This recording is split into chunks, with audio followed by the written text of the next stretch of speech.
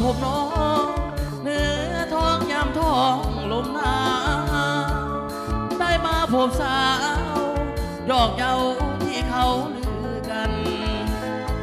มาเยือนถึงถิ่นดินแดนแคว้นสารวันอายุนครเบียงกันที่จากผูกพันกับน้องแก้วตาสาวนาใสไปก็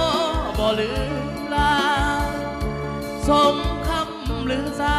เมื่อได้มาพบน้องคนดีลูกหลานองค์แก้วสมแล้วที่เป็นสตรีนับว่าอายคงโชคดี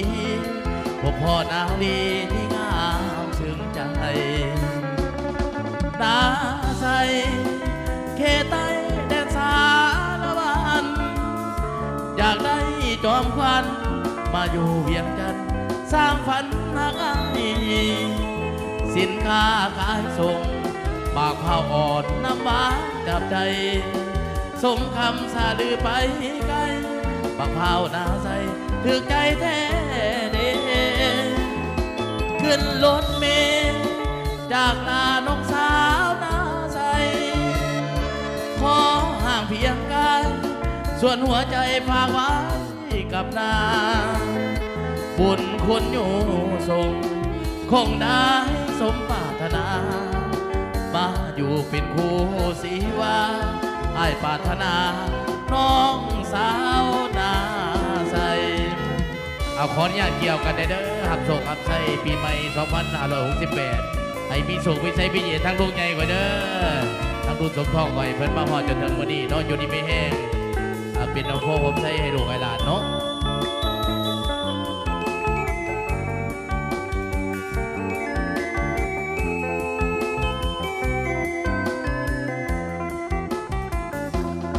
นา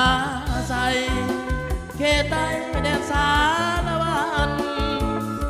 อยากได้จอมควัน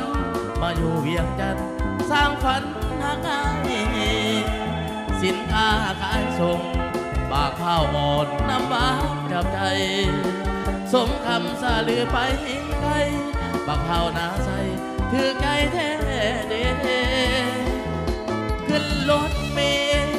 จากลานกสาวหน้าใสขอห่างเพียงกายส่วนหัวใจฝากไว้กับนา